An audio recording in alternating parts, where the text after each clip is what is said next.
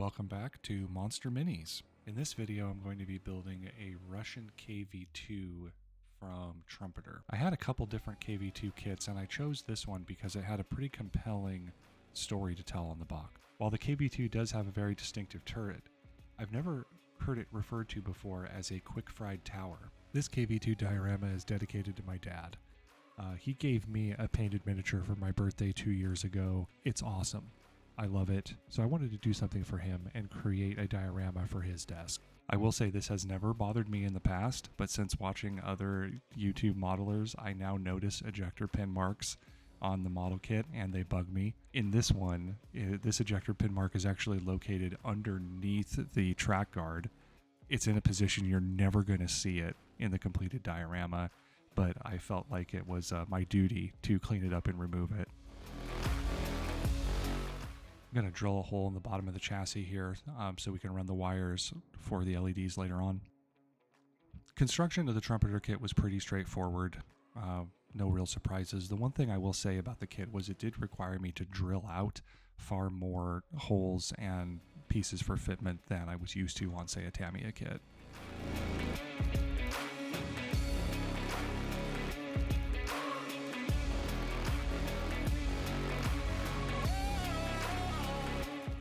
The vehicle will be mounted in the diorama in a position to where I wanted to make sure that I could get the gun elevation correct on the mantlet.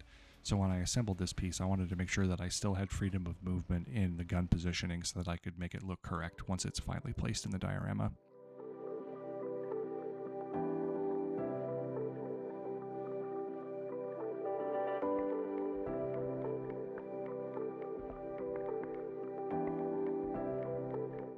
This thing is just a beast, made out of forged stellinium, shooting 152 millimeters of pure communism.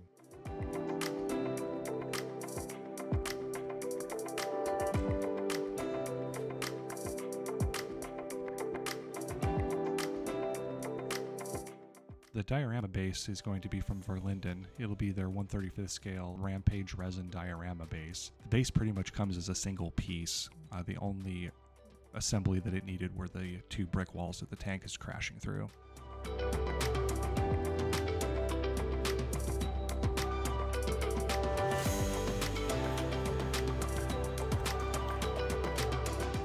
So I decided to go with the kit's rubber tracks instead of opting for an aftermarket track package. I think it ends up looking pretty good. I will say getting the rubber tracks on the model, it never gets easier. I've built many 35th scale models with rubber tracks, and I've never had an easy time getting these on.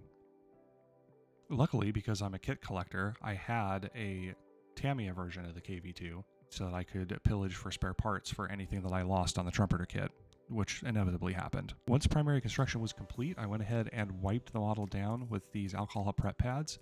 I don't normally do this. I normally go right to priming, but I felt like I had been extremely messy with this build, and there was glue and residue all over it, so I felt like it needed to be cleaned. I constructed the base out of these 2x2 basswood strips that I got at my local hardware store.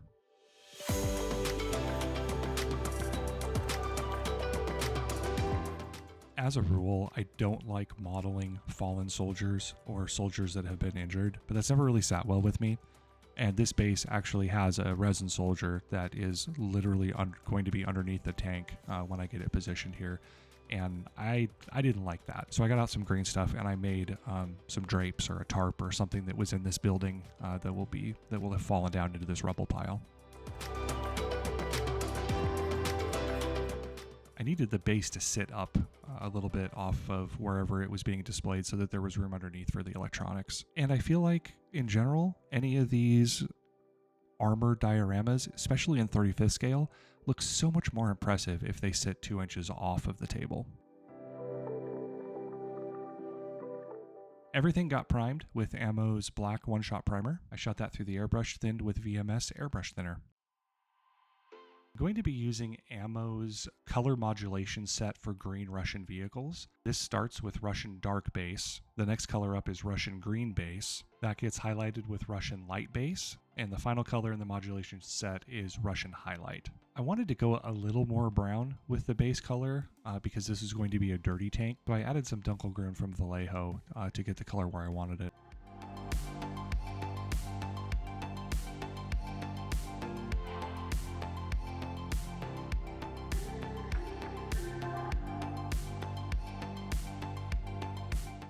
The goal for this step is to just get the green everywhere. This is the deepest color in the modulation. It needs to be painted all over the tank. Now there's a couple different ways that you can highlight a tank, and for this one, because it was going to be driving through a building, I wanted to highlight it from the top. So rather than highlighting each panel, I wanted to bring the highlights to the outsides and then up to the top of the turret. So the next color is going to get sprayed across the model so that the deepest colors will stay closer to the interior of the chassis, and the modulation will be more around the outside. Thinking about light hitting it from the top, trying to preserve the shadows near the internal of the chassis.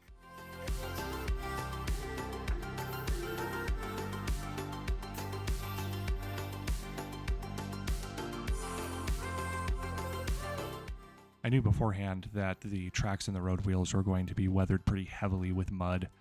So I didn't go crazy painting this. I just wanted it to have a really deep green color that would show through once the mud effects were in place. And for the turret, I just had to pick where I felt I wanted the line in the modulation to start. Try to leave a little paint in the pot every time I go to my next color when I do a modulation. I feel like I get a lot better success with getting the colors to blend once they're on the model.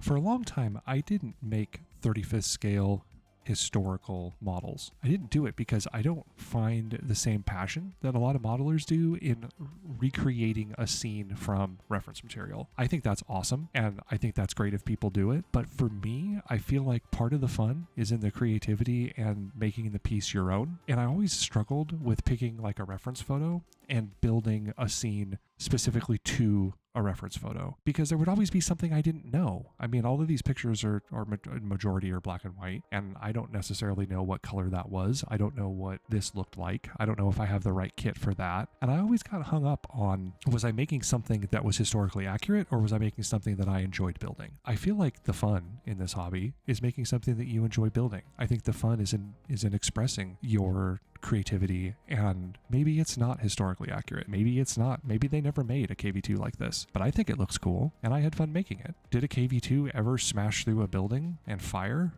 Probably not. I hope they never took the KV-2s in the cities. I don't know. I don't know if this happened, but I feel like the scene is cool and it looks cool, so I built it.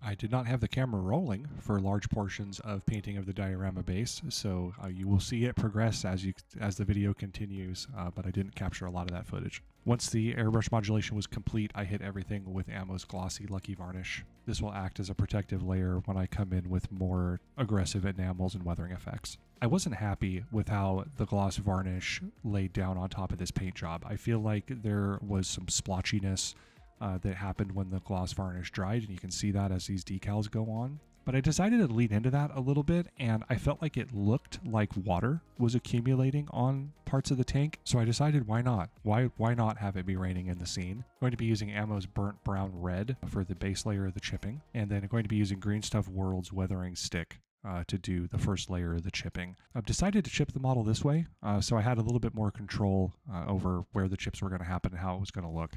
I wanted the tank to be fairly weathered, especially since it was going to be in a wet type of environment. The trick with the weathering stick is to just get a little bit of paint on the end of the foam and be very cognizant of how much paint is there. But I do like these instances where I have a little bit too much paint on it and it leads to this big worn out area. I feel like when those happen, as long as they're in control, it ends up being a pretty cool look.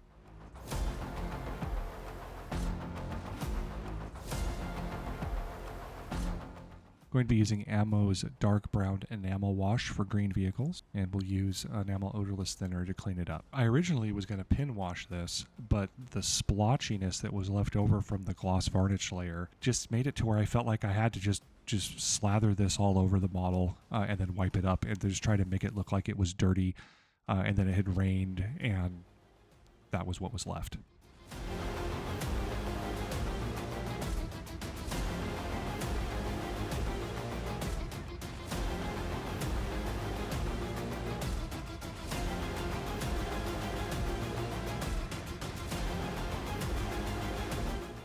Once this has had a chance to dry, I came back in with a brush that had been moistened with enamel odorless thinner and started to just spread it around and take some of it off here and there.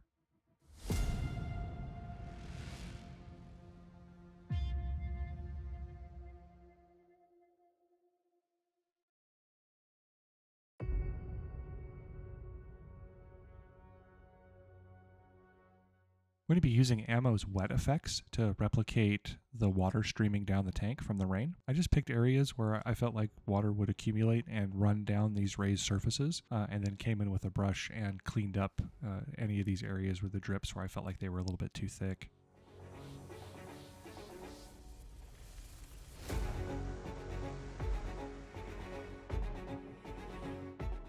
Sticking with the heavy rain theme, the tracks in the running gear are going to get a heavy dose of mud. This effect is going to start with Ammo's Dry Light Soil in their heavy mud range. I'll then layer that on with moist ground, and then after that with wet mud. And then from Ammo's Splashes range, I'll be using Dry Earth and Damp Earth. The goal of the first step of this effect is to get the lightest mud color spread across the entire underside of the tank and across all the running gear and the road wheels.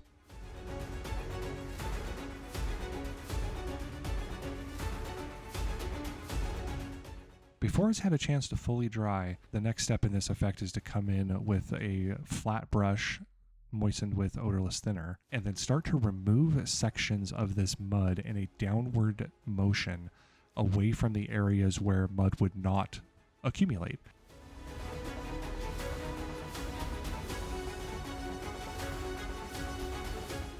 Next step is to come in with the next deepest color of mud and apply it to the running gear and the road wheels, but keep it off of the areas that were just cleaned.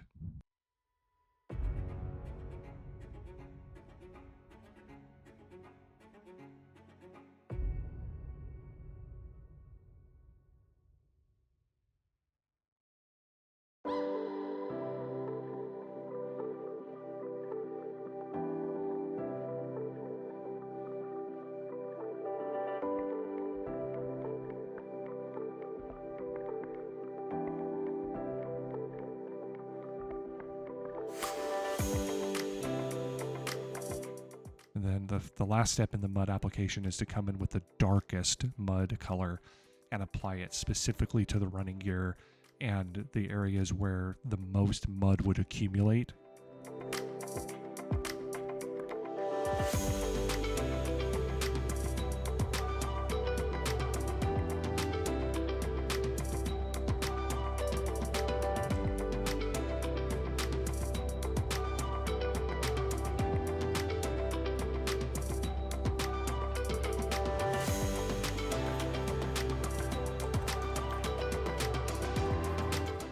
While the mud dries, I'm going to come in with Tamiya's Weathering Master using the soot color to add some soot to the exhaust.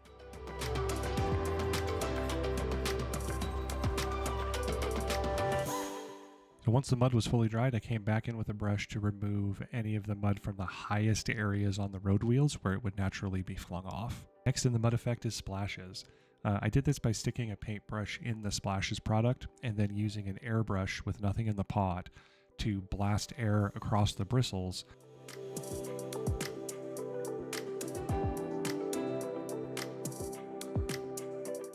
On this side, I had a huge glob of it fly out of the brush onto this road wheel, and it obviously no longer looked like a splash. But once again, part of the fun in this is working with what you're given. So I went in and removed it with a brush, and I ended up liking how that road wheel was not uniform.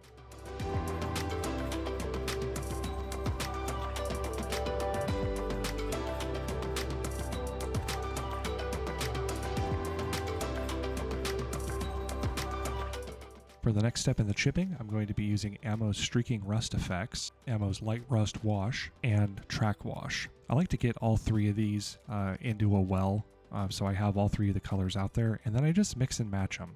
I go through and grab and give different pieces of them to try to go after different variation in the rust effects. I wanted this KV-2 to be weathered. It was going to be dirty. It was going to be in the field. This was not a parade tank. So going a little bit heavier with the rust, I thought was going to look cool.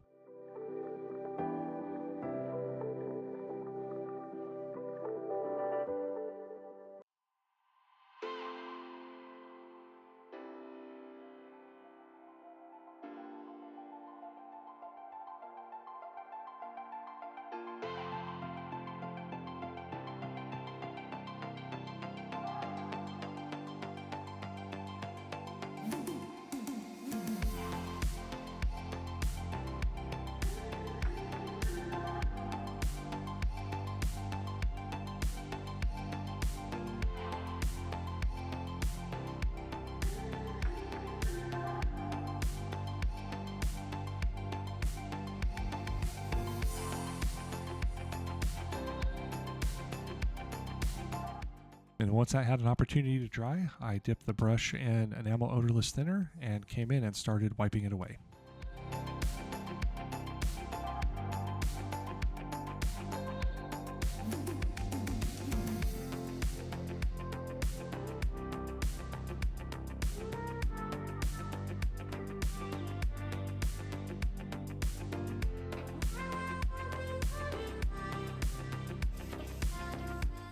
With the weathering complete, it was time to hit it with a coat of Ammo's Ultra Matte Lucky Varnish to lock it all in. With the majority of the base painted off camera, I came in with Ammo's Black Wash to really just make the entire scene look dirty.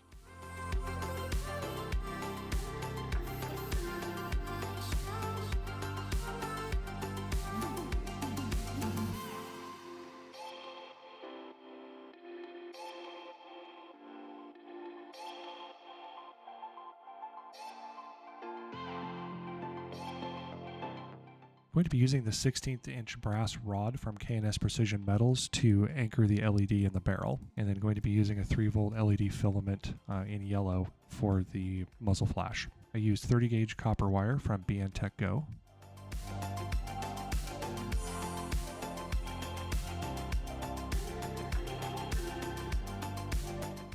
Poster board blue tack to secure the brass rod into the back of the turret. And once I was happy with the rod's placement in the turret and its placement in the scene, I used a little bit of hot glue to secure it in the barrel. I had these leftover 48 scale rockets from a P-47 Thunderbolt kit that I had completely disassembled and kit bashed for a different project, and I felt like the scale looked right to cut the tip off of one of these to match a 152 millimeter projectile coming out of this KV-2.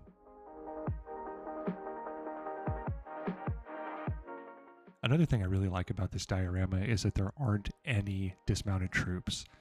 There's no tank commander, and yet I feel like the scale of the KV-2 is perfectly depicted by the building that it's crashing through. And I felt like this was really neat in that, you know, one of the cool things about scale modeling is that you can show the scale of a historical tank or historical aircraft by putting a person next to it. A person always adds scale. So there's always this trick of like, okay, if I'm going to build a scene that doesn't include a crewman sticking out of a hatch or doesn't include a dismounted infantry moving along beside it, how do I really show the scale of this scene? And this tank crashing through this building, which is clearly a 2-story building, I feel like solves that problem, and it makes the scene about the tank. And we didn't need any additional miniatures to make this scene work. And I really like that about this scene.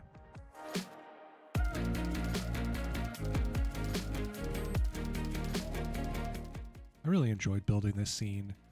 The tank was a lot of fun to do. It had lots of twists and turns. It's always really fun to come in with a lot of weathering effects. I still really enjoy the color modulations with the airbrush and all the things that you can do with highlighting, and then coming back over the top with all these weathering effects to really bring the vehicle to life. Always great to work with Verlinden and their dioramics and scenics. Always fun to work with. I hope this ends up being a great display piece for my dad on his desk or bookshelf. I hope you enjoyed the video, and here is the finished scene.